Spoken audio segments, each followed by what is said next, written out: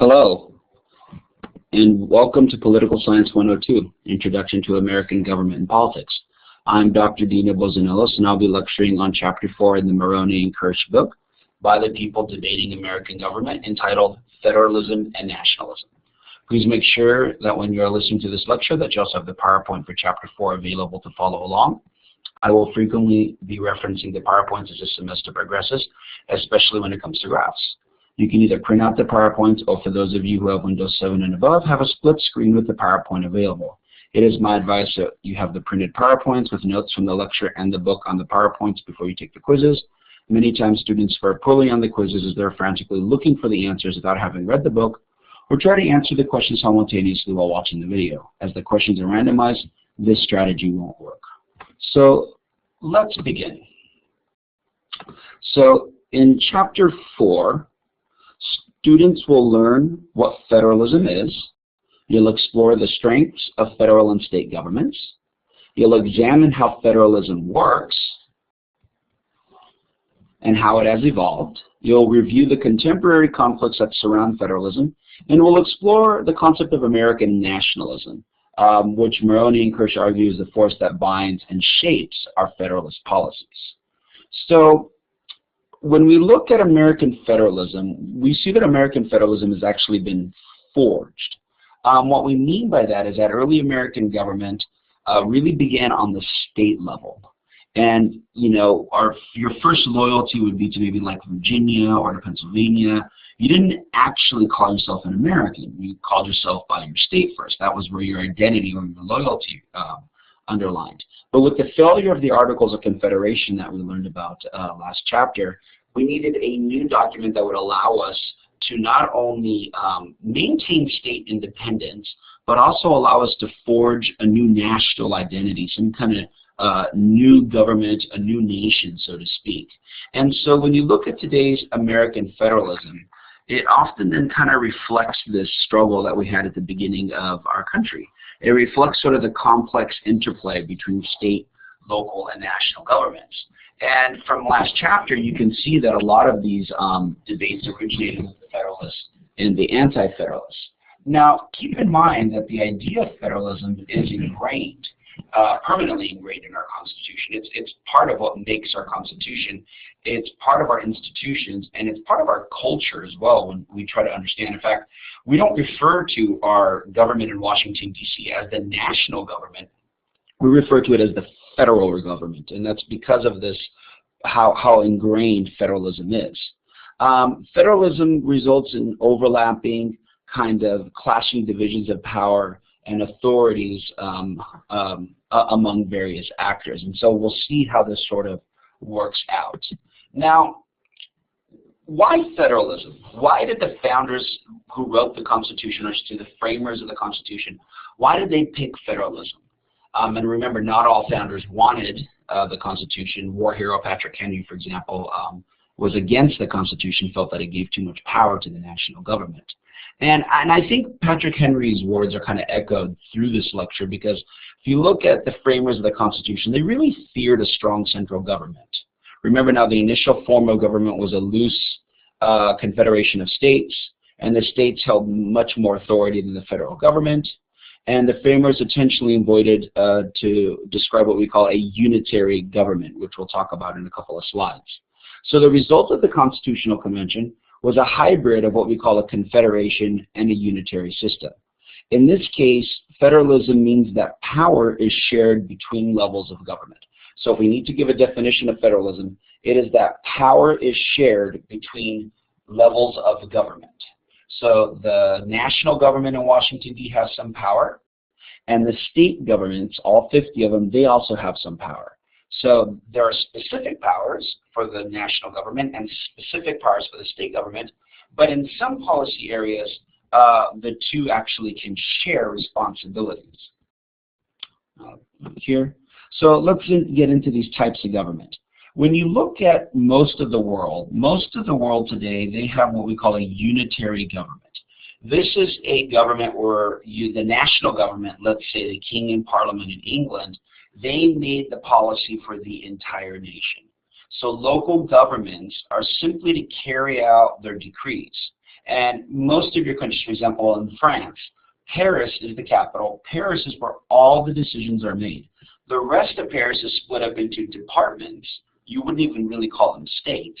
But local departments then carry out the laws that have been passed by the French Parliament in Paris. There's very little local control. A confederation, which is what we had in the Articles of Confederation, is where the power starts at the local level and then flows up to the national level. So in other words, most of the power is at the local level, and then they give some to the national level. Again, this is what we had under the Articles of Confederation, but you also see confederations that work in a few other countries. Sweden, Denmark, and Norway is what the authors cite, but actually Switzerland's probably the best example of a confederation. 10 cantons or 10 provinces, and they all share responsibilities, and they give some power to the confederal government in Geneva. Now, federalism, then again, is where power is divided and shared between national and state governments. The U.S. is probably the best example of federalism, though India, contemporary India, and contemporary Germany are probably also good examples of federalism as well. Now, there is a third level of government that I've not mentioned, and that is local government. So we have national government, state government, and then local government. In some federal systems like the United States, local governments have been granted broad powers by state governments. We often refer to this as home rule, where what happens is a Los Angeles County or San Diego County or San Bernardino County have a lot of power that have been given to them by the state of California. And so this is something that you see in especially in the United States, this is something that you see that we have 3 levels of government. Now, here's a graph to kind of show you how a unitary system looks like, and I'm not sure if this pen will work, but we'll give it a shot. The power in a unitary system is here at the central government. Then it flows to the state governments. Then it flows to the citizens. As you can see, the power is located here at the top. That's where the power is located at. Then the decision-making authority is at the top. Then the decisions are enforced by people below them. This is what we would call a unitary system, just to kind of show you visually. A federal system, as you can see, is that there's 2 loci of power, or 2 centers of power. There is the central government, and then there are the state governments, as you can see here. Now, in this visual, what you see is that citizens are often told 2 different ways on how things should be done. And so it's a real problem when both the state and the central government don't agree. If they don't agree, then there's issues. Now, if the state and the central government do agree, then it works out pretty well. But issues, for example, like the legalization of marijuana, which we'll talk about in a number of slides, you know, where the federal government has said marijuana consumption is illegal, but 2 states have ruled it legal with more coming. And so there's a dissonance here. There's some kind of disagreement. And so we'll talk a lot about how we solve these differences. In many cases, the court, that's what the Supreme Court does, is kind of step in and see who has power over what.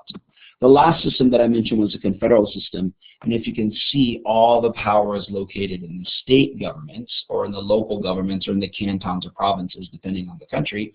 And then power flows to both the citizens and then the central government. In other words, the states tell the citizens what to do, and the states also tell the central government what to do. So hopefully this will kind of help explain the differences between the 3 types of systems that exist in the world today. Now, federalism is uniquely situated for the United States, given that all states were independent, and then they came together to form a union. It makes sense that the states would reserve some powers. They weren't willing to give up a lot of powers. In fact, under the Articles of Confederation, they kept most of the powers. It was the fact that we were failing as a country that forced states to say, you know, we need to transfer some of these powers to the national government. So again, federalism means that power is divided and shared between national and state governments. And so you see this. The Constitution reserves some decisions for the national government and some for the state. So for example, the national government, only the national government has the right to declare war. California cannot declare war. Arizona cannot declare war. only the national government can mint money. You don't see a California dollar or a Connecticut cutter or a New Jersey dollar. This is the purview of the federal or national government. Now, at the state level, the state has quite a bit of control. The authors don't actually talk about all the control. They mostly focus on like education, but also they have power over social services, power over police force. In fact, if you notice, there is not a national police force, national uniformed police force. There is the FBI, but it's an investigative unit. It's not actually designed. It's not a police force per se, as you would think of let's say California, California Highway Patrol, San Diego County Sheriffs, San Diego City Police. You don't see this. And so, in fact, if you're arrested, you're put in a county jail. There isn't a national jail, an FBI-run jail, if you think about this. So, the police authority actually lies with the states. Now, again, as I mentioned, some decisions are made at both levels. For example, both the national and the state governments can tax, and both can spend, and they can coordinate their taxing and spending. For example, they often coordinate taxing and spending when it comes to transportation issues. So you'll see that bridges being built, freeways being expanded, the expansion of Metrolink in Riverside, a whole range of things will be, usually federal and state, and in California cases, a lot of county and city as well. So you'll see all different levels involved in this. Now, as I mentioned, although there is a division of power, conflict still exists, and it is often intentional. In other words, conflict is by design. We often wonder why sometimes our government is inefficient or why it doesn't function as well, because not only when you separate the powers at the federal level and have checks and balances, you also separate the powers between the federal and the state levels, then you've got a lot of access points for things to kind of muck up or for the gears to grind. Now, if you look at this conflict, it would appear that states have a built-in advantage. Americans if you look at this graph here that I have, Americans are much more trusting of state and local government than they are of federal government. It's just shown that about 20% of Americans trust the national government, whereas 60 to 70% trust state and local government. So you would think that states sort of have a built-in advantage. Though we'll talk about this at the end of the chapter, is that Americans have an unusually strong nationalist outlook.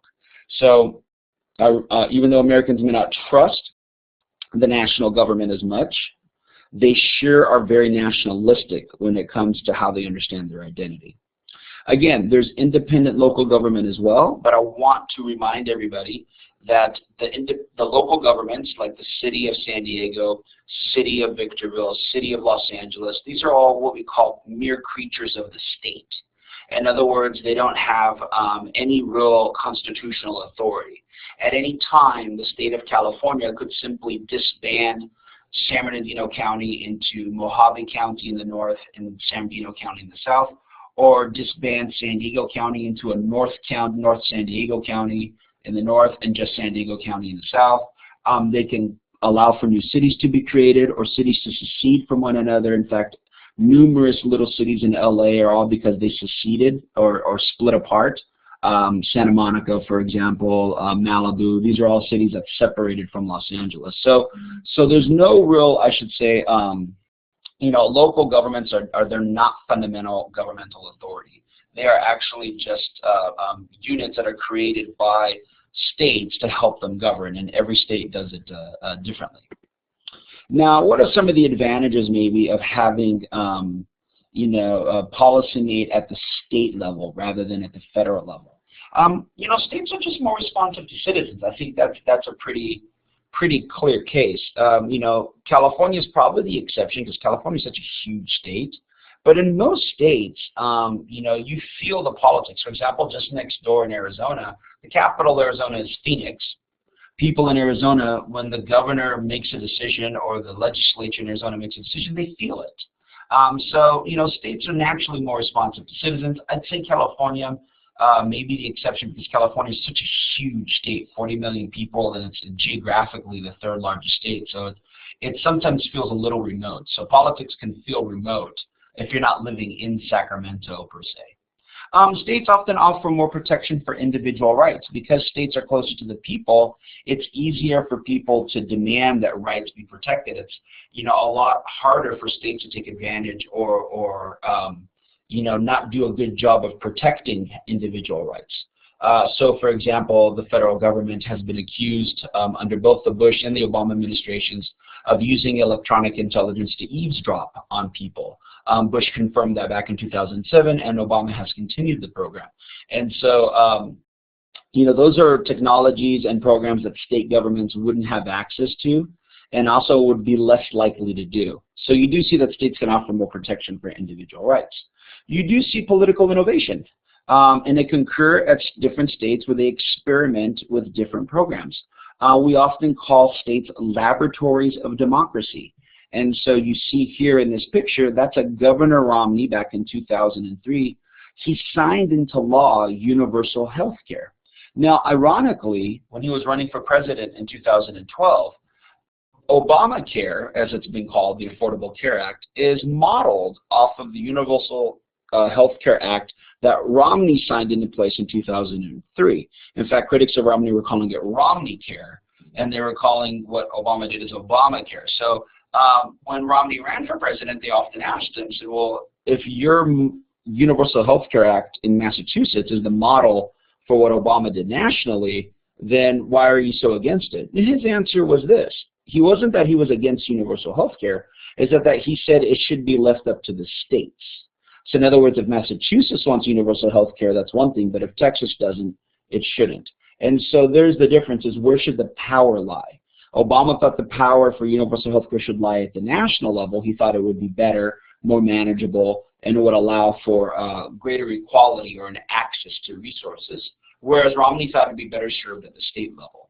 So it's just a difference of opinion in regards to how they see authority. And that was actually a really big deal in the 2012 election. But most people, when they saw the election, didn't quite understand that Romney proposed this in his state. He just felt it belonged to the state level, whereas Obama didn't take a lot of what Romney did and put it at the national level. So it's this national versus state debating all over again since the beginning of this republic. And another reason why there's advantages of state-level policy making is because people just have more choices. In other words, if you're in a state and you don't like a policy, you can actually move. And in fact, a good number of Americans move every single year, anywhere from 10 to 15% move yearly, states. Whereas if you don't like a policy being made at the national level and you got to leave the country, that's a lot more difficult. That's not going to be easy to do. So what are the advantages then maybe of the national policy? Very bluntly, policies at the national level are often more fair. What we mean by that is that there's so much variation among the states in terms of how policies look like that they're often unfair just from one state to another. And a lot of people fear what they call a race to the bottom effect. The race to the bottom is that, let's say, for example, Mississippi cuts its social services for the poor. Alabama, which is right next door, then fears that these poor Mississippians are going to come flooding into Alabama. So then Alabama then cuts its social services to the poor. And then what you have is a race for people to cut as many services as they can in order to dispel poor people. And so this race to the bottom effect is mitigated when the national government is actually managing those programs, because the national government will often be more equitable. It tends to equalize what we say resources across the nation. Now, there's also been a lot of, there's also has to be reference in regards to state policies and official discrimination. In many cases, we had official discrimination. The southern states officially discriminated against minorities for a long time. And so it often required the federal government to intervene and make sure that the resources were being spent equally across the state. And so you'll see that federal policy, federal intervention was really important to overcome the legacies of segregation, official segregation in the South. It's a lot harder to overcome the legacies of de facto segregation, or segregation that occurs by custom, rather than de jure segregation, or segregation that occurred by law. And so the third thing that you'll see is that policies can also standardize best practices across a nation. Let's say there is this laboratory of democracy and there's a policy that worked well, and then you can take it national now. So that's what Obama's argument is, that, hey, universal health care worked pretty good in Massachusetts. We're going to take that model, tweak it, and then make it national. So we're going to standardize best practices across the nation. And then finally, the national government can more easily coordinate among agencies. What you see is that it's a lot harder for California to coordinate among agencies if there's some kind of if there's some kind of emergency. So let's say that California declares, you know, a state of emergency, but if depending on what it is, it may actually need the federal help in order to accomplish this. For example, Louisiana was not going to be able to deal with the aftermath of Hurricane Katrina in 2005 on its own. It needed the federal government to step in and coordinate among many different agencies. It was not going to happen at the state level. All right. So how does this look like then? I think it's a pretty relevant question that we ask. You know, federalism is about splitting, you know, power or authority between levels of government.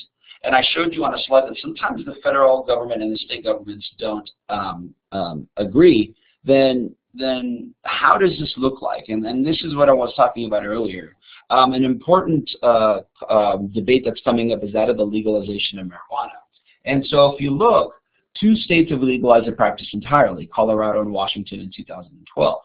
California allows for the medical consumption of marijuana, but it varies by county. So some counties will allow it, some counties will not. But understand that the consumption of marijuana is illegal under federal law. It's a Class 1 narcotic as of now, and the Drug Enforcement Agency is tasked then with enforcing anti-drug laws. Now, I want to mention something here. We haven't had a chance to talk about this. Elections have consequences. When President Obama was elected, you know, his administration said they would no longer prosecute cases involving homegrown marijuana. I can guarantee you that if a Romney was elected president, he probably would have.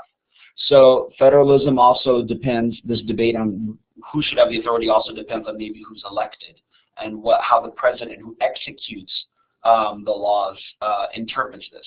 Now, in 2010, California voted down Proposition 19, which proposed full legalization.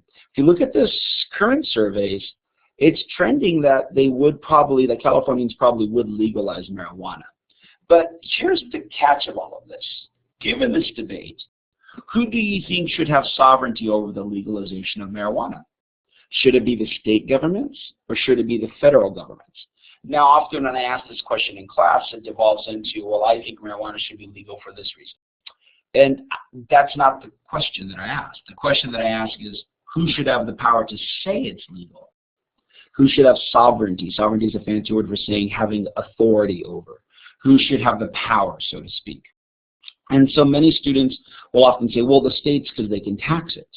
That's a fair point, but why couldn't the federal government legalize it and then tax it? They can. So the taxation argument is kind of out of the question too.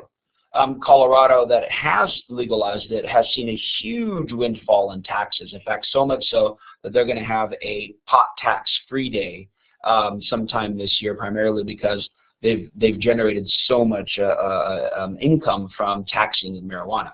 But the federal government could easily legalize it and tax it as well. So there's no reasons why why states should only have the right to tax when also the federal government has the right to tax as well. So it'll really be then who you think should have the power. Many people argue that states should have the power because they're closer to the people and they know what the people want. Other people argue, no, the federal government, because the federal government can do a better job of coordinating among states.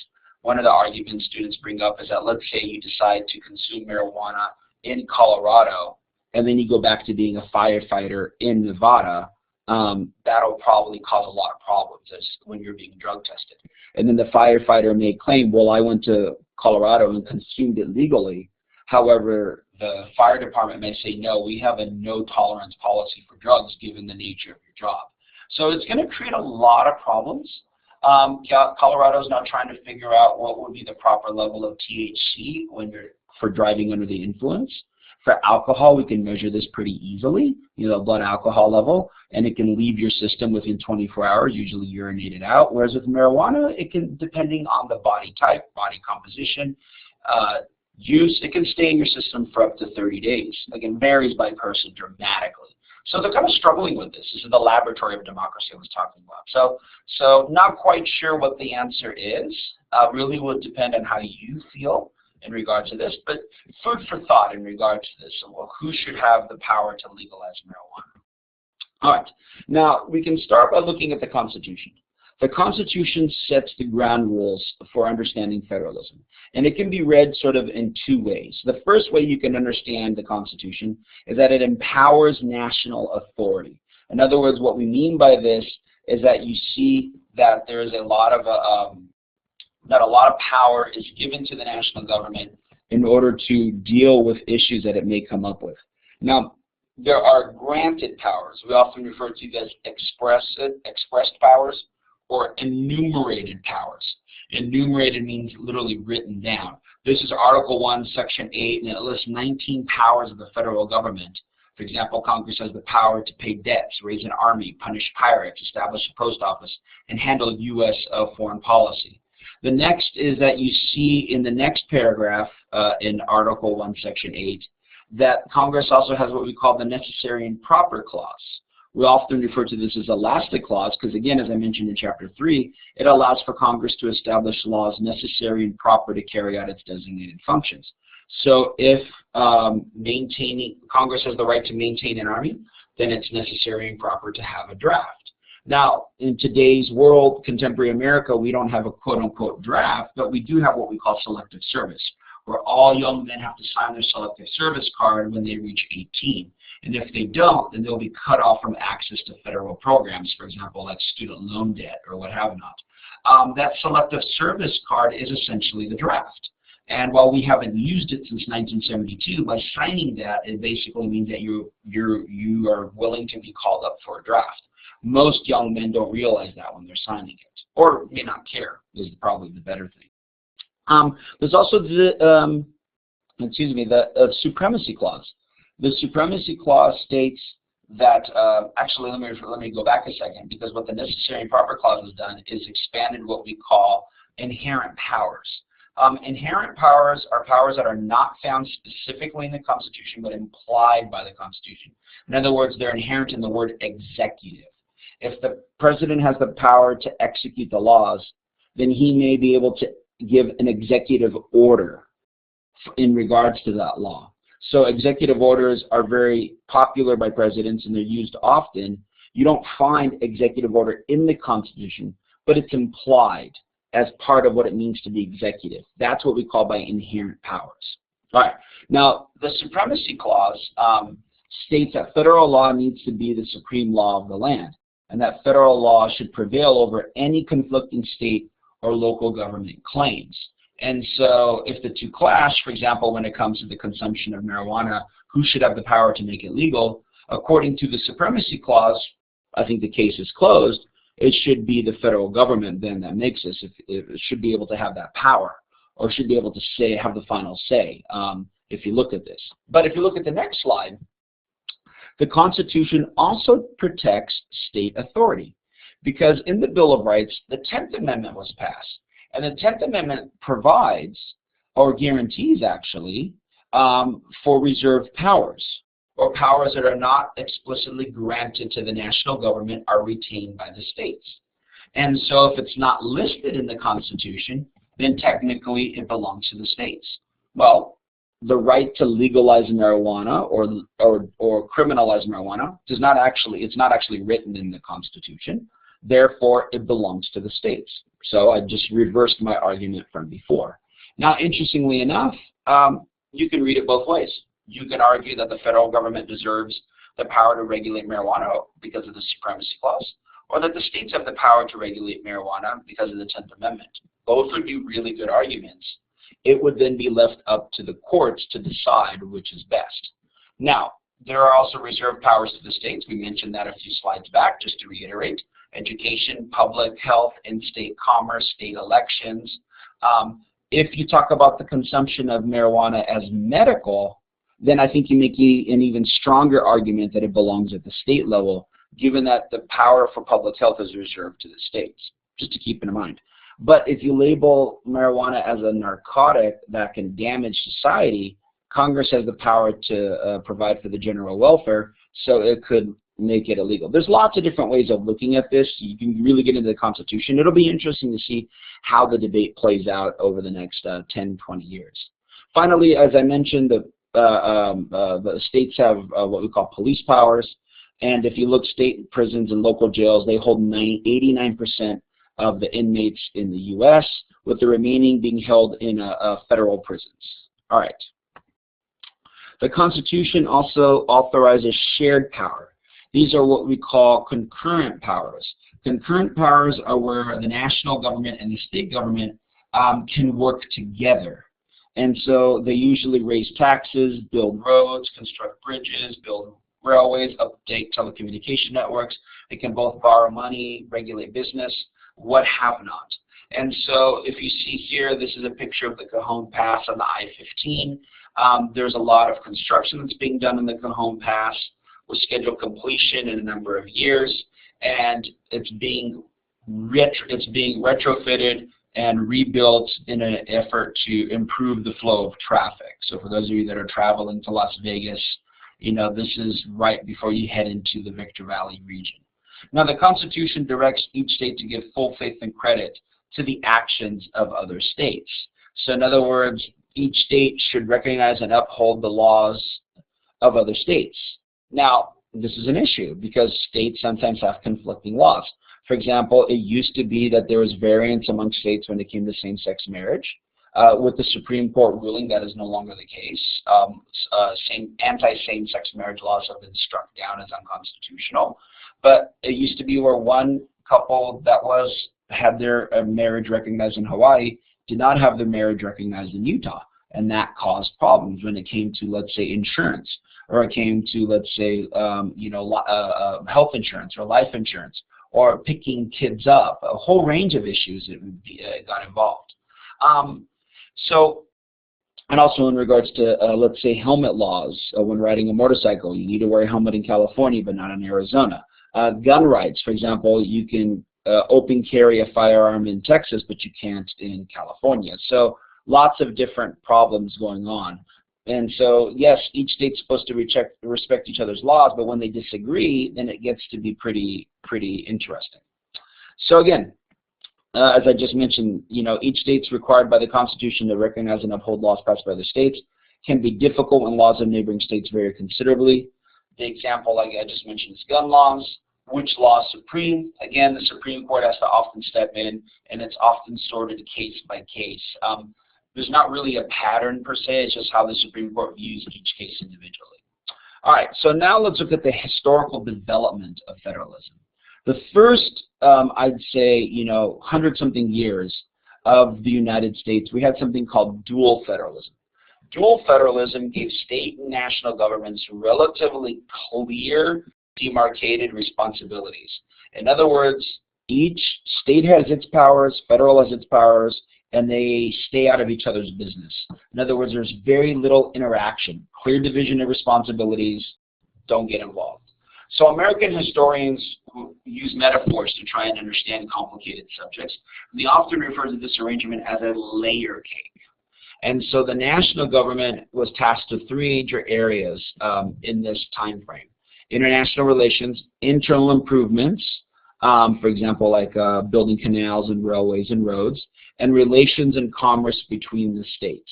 All the remaining policy areas were under state control. And this is what we call dual federalism. The next period started around the 1930s, and it was brought on by the severe crisis of the Great Depression. And so under Franklin D. Roosevelt, in his response to the Great Depression through the New Deal, his New Deal kind of blurred the lines of authority and brought in a much more active national government. And so, for example, this form of federalism gave rise to federal funding of projects at the state and local level. Many of these are what we would call grants in aid, or categorical grants. Categorical grants or grants in aid are grants that are specifically earmarked for a particular project. So a categorical grant could be the U.S. government giving Victor Valley College or Cal State San Marcos a particular grant to help Hispanics overcome certain barriers to completing their college education. Many times studies have shown that Hispanics need extra tutoring or may need extra help in language skills, especially if they've immigrated from a young age. And so you'll see that these grants are designed to help certain segments of the population achieve the same rates of educational attainments that whites and blacks have. So just an idea here of how that may work. It's specifically just for that. If you use it for anything else, then you can't. You'll actually lose the grant or have to pay it back. Now, there's a new bakery metaphor that emerged then. We call this marble cake federalism, where all the various ingredients are swirled together. And so you'll see here this neat little picture between American federalism, where layer cake federalism, where there's a clear division of governing authority, or marble cake federalism, where it mingles governing authority with functions overlapping across national and state government. All right, and this next slide you can look here, comparing dual and comparative federalism. Look at the national powers, location of supreme authority, sort of the key principle and national-state relations. You can go through this on your own. All right, so the next phase or evolutionary step in federalism is that of new federalism. New federalism emphasizes many of the principles of cooperative federalism, but with greater control over policy areas by state and local government. So Ronald Reagan's presidency ushered in what many enthusiastically call new federalism, where it relied more heavily on block grants. Now, I mentioned categorical grants are grants given by the federal government to state and local authorities that are tied to a particular activity. In other words, they're specific in how you can spend the money. Block grants are not specific. Block grants are actually pretty open in terms of how you can spend the money. So what they do is they channel federal dollars to particular specific policy areas, but the state has a lot more control over how that should be spent. So, for example, what happened is in the 1980s and then following up in the 1990s under Clinton, but a Republican Congress, is they took what we call welfare, as what we term as aid to the poor, and went from a categorical grant to a block grant. And so Bill Clinton signed into law, I believe, in 1994, after aids to families with dependent children, where it said now the states can take this block of money, hence why it's block grants, and then spend it as they see fit. Whereas before, welfare was a categorical grant, it had to be spent in a certain way. If the states did not spend it in a certain way, then they would lose that money. Now, all federal, state, and local authorities all compete for influence over programs. And so we've led to the idea that we have kind of a multi-flavored marble cake when trying to understand how it looks like today. All right, so let's look at the battles over federalism. One pillar of this new federalism movement that has existed since the 1980s is that of devolution. Devolution is the idea that we should give more power to the states and local government. And many people who are state rights activists sometimes find, so this is the idea that, hey, we should give more power to the states, and by giving more power to the states, it'll be better overall because the states are more responsive to the people's needs. However, state rights activists sometimes find that devolving policies to the local level does not guarantee a less active government response. So the argument has been that also if you devolve power to the state level, then it's closer to the people, that they'll actually be, quote unquote, we call less government. Often people argue that there's too much government. Government's too involved. So if you give it to the states and take it out of the federal government's hand, then that's better because then the states will shrink it. Actually, that's sometimes not what happens. In fact, sometimes what happens is that the state government can be just as intrusive as the federal government.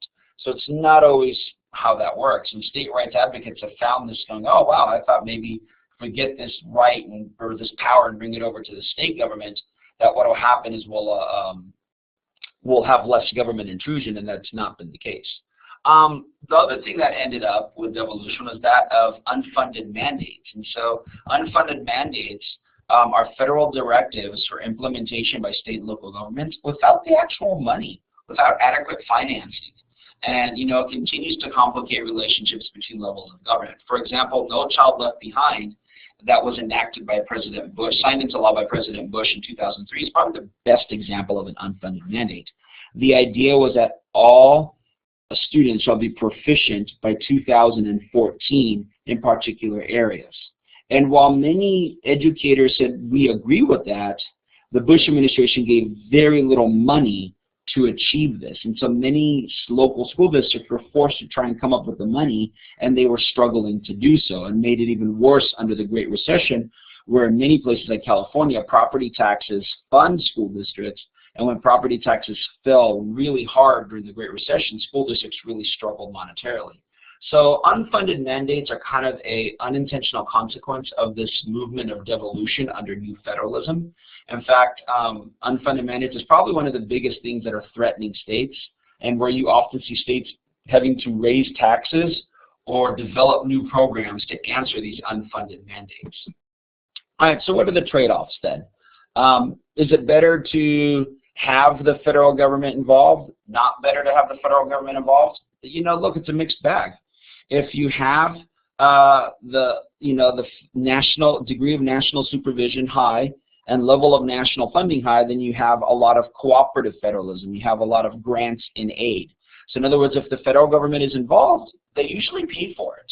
And that's what's the benefit of having the federal government involved. But as a state, you don't get to decide what you get to do with the money. If you're getting the money from the federal government, they're going to tell you what to do with the money. Fair enough.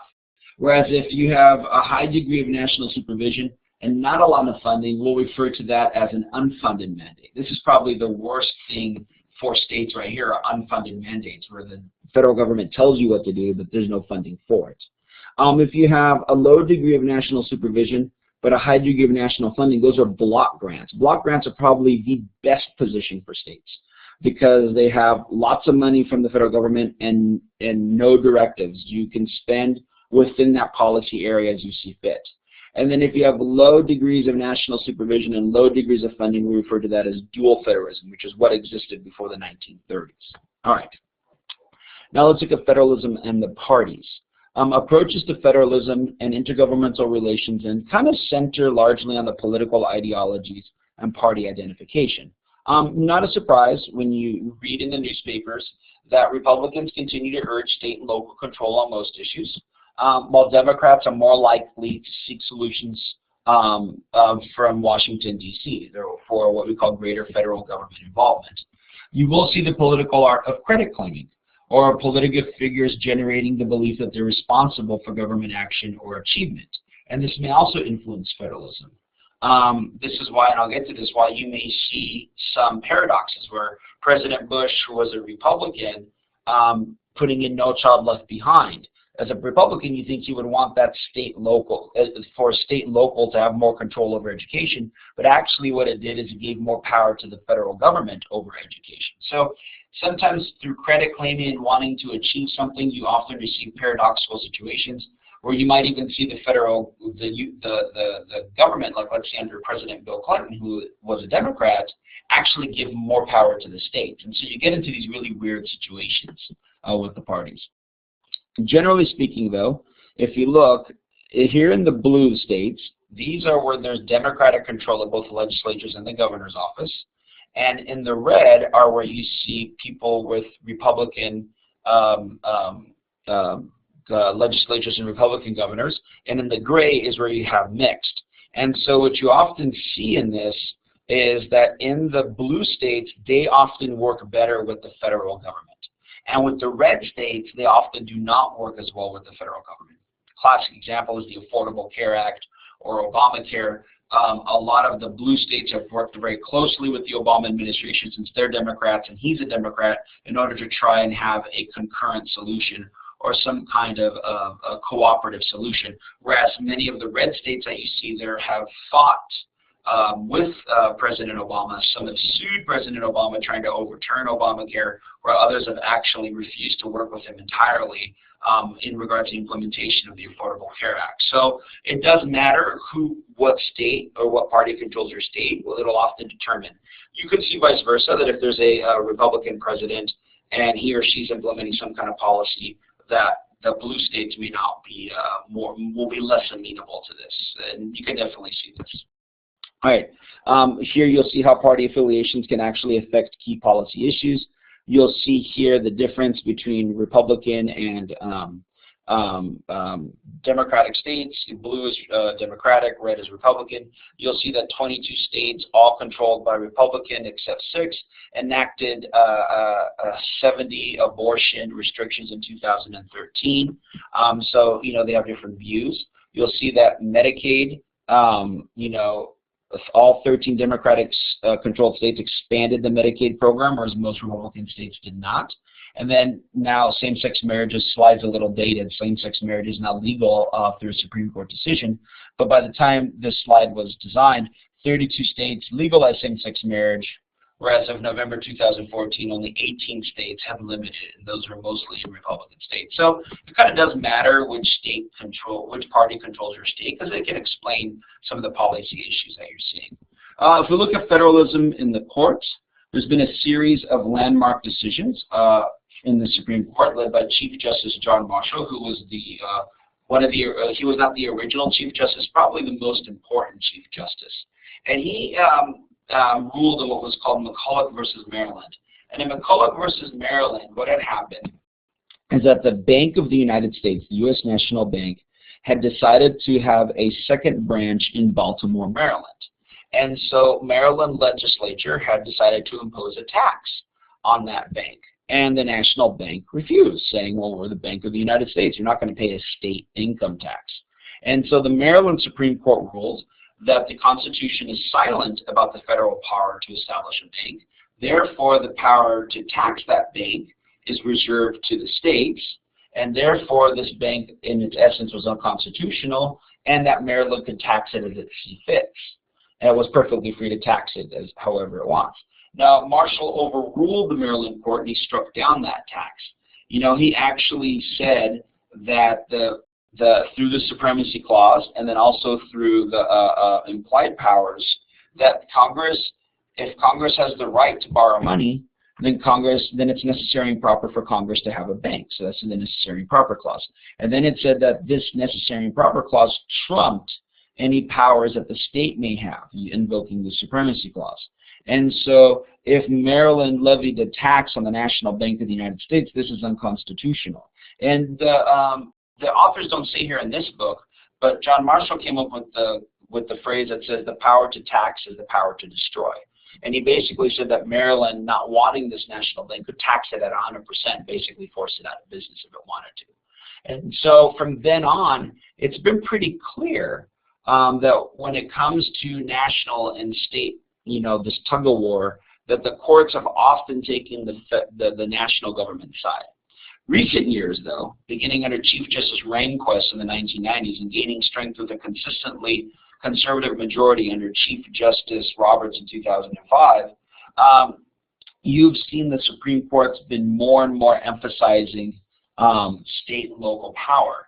In fact, what you often see now with these Supreme Court is they're often pushing that much of the decision making actually should rely at the state level rather than the federal level. For example, the Supreme Court decision in 2012 saying that the Obamacare Affordable Care Act was legal, it was constitutional, it said that yes, Congress has the power to tax and spend, and Congress has the power to spend the money as it sees fit. And if it wants to subsidize Americans to buy health insurance, the Chief Justice who wrote the majority opinion, John Roberts, he said that Congress has the power to do that.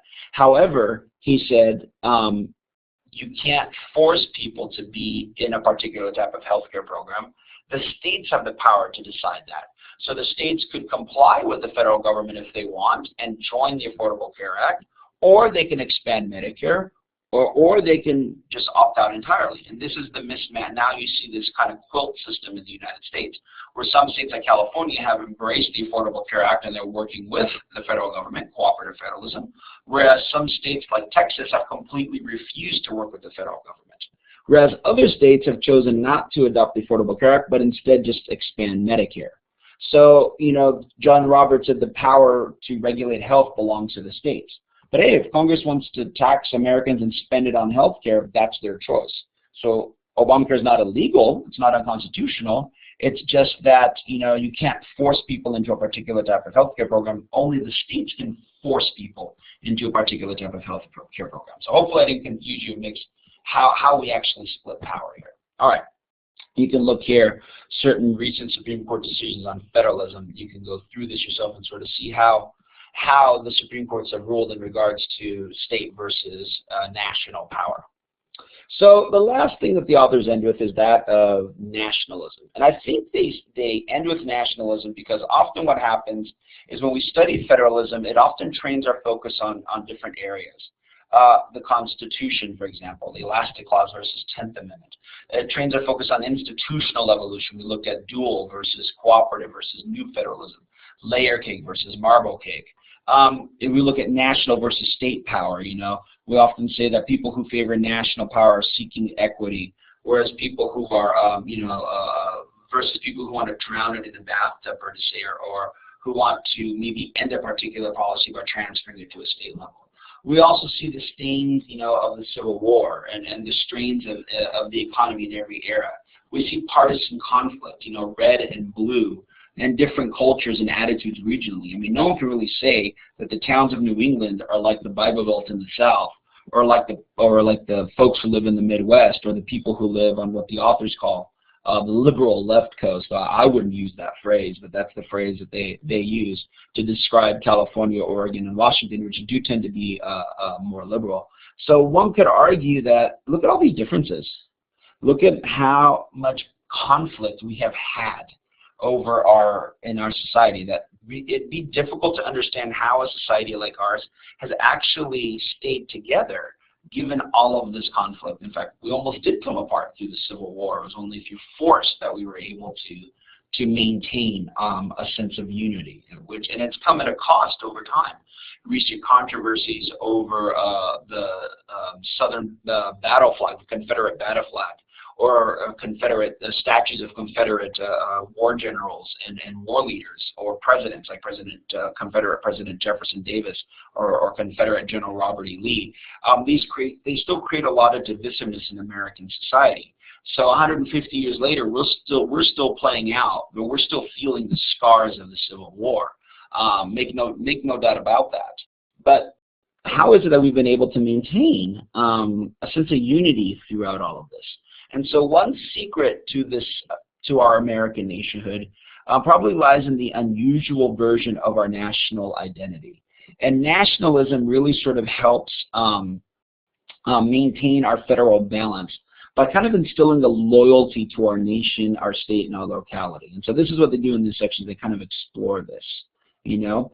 And so, as I mentioned earlier, you know, there's something deeper that holds the entire complicated apparatus in place.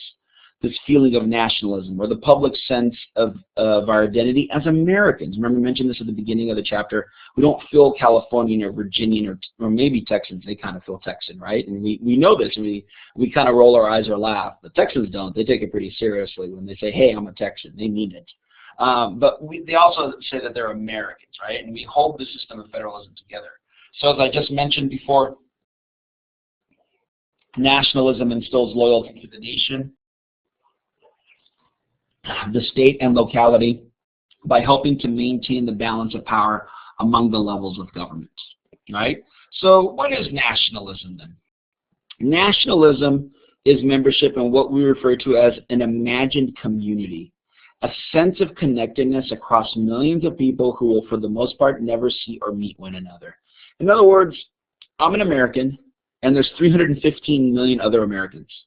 I'm not going to meet all these Americans. I'm not going to meet Americans in New York or Boston or Miami or Chicago. I'm probably going to never meet I'll probably meet at the most 10,000 Americans, 15,000 Americans at the most. Yet we all share a common sense. We all share a connectedness. In other words, I share this American's views. I share what this American is going through in Boston, even though I'm never going to see her. You know, and so for Benedict Anderson, a very famous anthropologist, he wrote that a nation exists because people believe that it does. It's in our imagination. We imagine this nation, therefore it's real. I know it sounds really ironic, right, or paradoxical. You're like, wait a minute, how can a nation be real if we're just imagining it? But really only that's kind of what keeps us together. We have a loyalty to the Constitution. We have a loyalty to our flag. We have a lot of these loyalties, but they really depending on the fact that we want these loyalties. If we didn't want these loyalties, they wouldn't exist.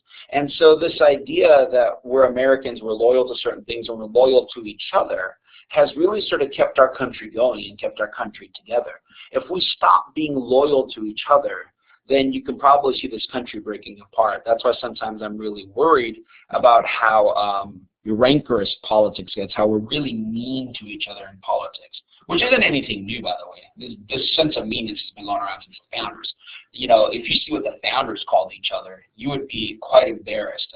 You know, Aaron Burr, the sitting vice president, actually shot Alexander Hamilton, the guy who was on the $10 bill. So at least we're not shooting each other like they were during those days. So this isn't anything new. But my concern is that we start taking these differences and now we're saying we're no longer Americans. Oh, well, because you're a liberal, you're not an American. Oh, because you're a conservative, you're not American. Oh, because you are religious, you're not an American. Oh, because you're not religious, you're not American. Well, no, we're going to be careful with this, because once we start saying, hey, we're no longer loyal to each other as Americans because we don't agree with each other, that's when our sense of nationalism actually can weaken. And it's interesting because even though I've mentioned all this, the U.S. actually ranks really high in polls that ask for patriotism. You know, and it features that we have a really robust self-consciousness about our national community. And this is the National Pride Score, 2003, 2004. There's a newer one, but I couldn't find any graphs. But this think tank that puts this together shows that if all the countries at the highest national pride scores, the U.S. is at the highest. And it's really from a 0 to 20, 20 being the highest, and we're registering like a 17. So we're really, really high, you know what I mean? And so we see here that we have a strong sense of national identity. Americans are proud to be Americans. And really this idea to be an American, again, this is something we didn't start off with. We actually started off saying we're Virginian or New Yorker. We started off saying we're Georgian. We're not Americans first. We're with our state and next. Often then we look at the Constitution as the touchstone then for American nationalism. The Constitution was really the starting point where we come together and start thinking ourselves as being one people. Whereas under the Articles of Confederation, we thought of ourselves as different peoples coming together. Now we truly are one people come together. In fact, I may have mentioned this, but in the Constitution we say we the people, whereas in the Articles of Confederation we say we the states. This is why the Constitution is a big deal. It really is the touchstone, the beginning, the foundation for an American identity. Because when all else fails, you're loyal to the Constitution. And if you're loyal to the Constitution, then what happens is you're loyal to the country, and you can start from there. We may all disagree, but we all believe that the Constitution is the best governing document available for us. Now, this nationalism is a two-edged sword, as I mentioned. You know, a political scientist, Elizabeth Thies Moore, said that a strong sense of national identity fosters mutual support and loyalty, but on the other hand, the most enthusiastic nationalists are those that are more likely to draw strict boundaries, are those who count as Americans. In other words, we often then we say you're not an American, or you're no longer an American. We become very distinct about that. She quotes and says, you know, help and loyalty are offered only then what they call to true Americans. You know, not Americans who don't count and who are pushed to the periphery of the national group. And so we got to be careful that we don't do this. We don't create a situation where we start saying, well, you're not American enough. Because if we start saying that, then we start cutting out certain groups, and then we worry about this sense of group consciousness, this robust self-consciousness that we have as Americans. So it is a double-edged sword. We need to be careful that we're not cutting certain groups out. Now, finally, for many years, you know, finally in some Americas, we do exhibit a passionate sense of nationalism. And it is linked, you know, today to our national government, which again is not as strong as other countries. We have a federal system, so some of the powers are reserved to the states, which makes our government weaker in comparison to other countries. And so we can often look at understanding, you know, how we have a strong view of our nation, but we have a central government that's not as strong, and some would argue weaker in comparison to other countries. And so it's interesting to see then, let's measure the strength of the U.S. central government, and be examined among three principles: size, authority, and independence. So size, the weak central government theory that we are not as strong as other governments around the world is supported by the relatively small size of government and the total amount of government spending in the nation's economy compared to other nations. So if you look at this graph here, you see that the U.S. spends much less on a federal level on education per student than other countries. However, what the graph doesn't show is that we spend a lot more, state and local governments spend a lot more money to fund education. Authority will be that the U.S. has long emphasized community participation, such as civic volunteerism, over centralized administration. And you see independence, that Americans favor the sharing of power among levels of government, which often results in a weak central government, where conflict is actually built into the system with more participants and interest. So still to this day, in comparison to other national governments like France, or what you see in Russia, or what you may see in places like, in Japan, we have a weak central government where power is shared with the states. We don't think of it that way. We think of our federal government as being really powerful and really strong. And I think it is comparison to the past. So if we're comparing the U.S. today to the U.S. of the past, then yes, I'd say our national government probably has more power than ever. Having said that, it still doesn't have as much power as it would be in other countries like Vladimir Putin in Russia, or the parliamentary authority in Japan, or the parliament in France. We still lack that. You can see that these indicators, the size, authority, and independence, shows that our central government is still nowhere near as powerful as other central governments, which is the way we like it. Which again is great because we also have a very strong sense of national identity. So it's interesting how this has worked out. Strong sense of national identity, weak central government in comparison to other countries, and yet it works for us. It makes kind of us unique, going back to chapter 1, talking about maybe this American exceptionalism that's happening here. All right, so conclusion, Huari, federalism reflects an intense philosophical debate. It's carved into institutional stone. The debate about power and democracy, fairness, and liberty runs throughout American history, and successive eras have allocated power differently. Federalism is the mark of a weak national government, but the paradox, as I mentioned, of American politics is that this weak government is balanced by a powerful nation with a robust patriotic sense of national identity. And this concludes the lecture for Chapter 4, Federalism and Nationalism.